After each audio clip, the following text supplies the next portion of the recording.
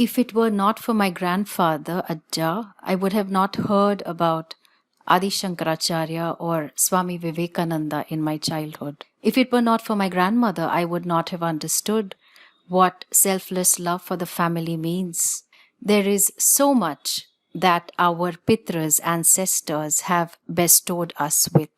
The Taittiriya Aranyaka reminds us, Panchava ete mahayajna satati pratayante satati santishtante devayajna pitrayajno bhutayajno manushayajno brahmayajna iti.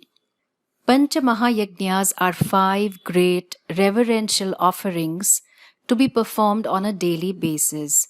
They are Deva Yajna, offerings to Ishvara and deities, Pitra Yajna, offerings to Pitras, our ancestors, Brahma Yajna, offerings to Brahma or Rishis, which are the teachers and Vedic culture, Bhuta Yajna, our ecosystem, and Manushya Yajna, offerings to our fellow beings. Any relationship is kept alive when we acknowledge and are grateful for what we have received and offer what is to be given. Then that relationship nurtures and blesses us beyond measure. With the passage of time and the passage of generations, we happily receive the wealth, privileges, and traditions. But it is one-sided. We must honor the debt, DEBT, that we owe our Pitras by making appropriate offerings. Every year, generally in the month of September, comes a fortnight, Pitra Paksha, dedicated to making our offerings to our departed ancestors. Pitras include one's parents if they have moved on and our other ancestors. Pitraloka is a realm of experience where our ancestors may have gone to, or they may have gone to Svargaloka, or they wait in Pitraloka until going to Svargaloka or being reborn. There is a deep connectedness to them through our genetic connection, our family traditions, the values imparted, dharmika values of integrity, truth, humility, valor, commitment and love, the wealth passed on, and the stories that live long after they have passed on. Garuda Purana talks about how the jiva moves to Pitraloka and also the details of the ceremonies to be conducted. Pitra Paksha is a reminder that our connection and responsibilities to our parents, our grandparents, and our great-great-grandparents during their lives have not ended with their death. As the case may apply, our connection, responsibilities, and acknowledgement of their roles ends with our death, not theirs.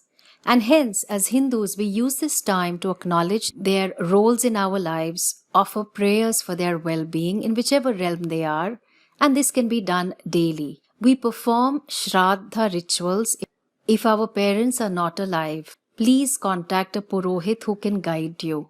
The Shraddha involves Pindadana, which is an offering to the ancestors of Pindas, that is cooked rice, and barley flour balls mixed with ghee and black sesame seeds, accompanying the release of water from the hand. This is followed by the worship of Vishnu and Yama. The food offering is considered to be accepted when a crow arrives and devours the food.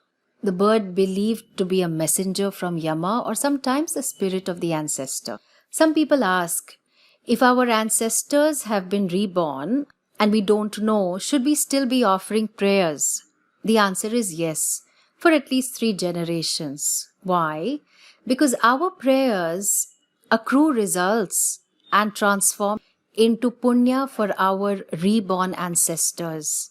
No prayer ever is a waste. Then the next question is, perhaps our parents or grandparents or elderly relatives instructed us to not perform any rituals for them. It does not matter, as they did not know enough about the realm of the beyond. The Shastra is the means of knowledge that shines the light on the nature of rituals to be performed, and we trust it. Markandeya Purana says that if our Pitras are content with the Shraddha, they bestow health, wealth, knowledge, and longevity. In fact, in many astrological readings, some people are seen to have Pitra dosha, defect related to the offerings to the ancestor, and hence no blessings from them. Perhaps the families have not honored their ancestors enough. Perhaps there was ill treatment while they were living.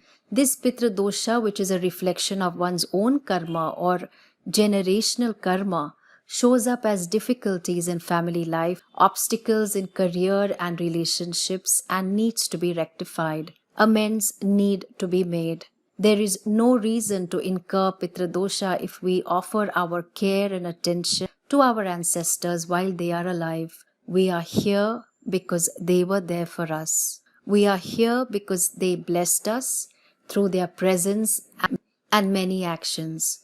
We are here because they continue to bless us. In honoring them, we honor and express our gratitude for an unbroken bond. In honoring them, we honor their legacy, that is us. Matradevo bhava, Pitradevo bhava, Om Shanti Shanti Shanti.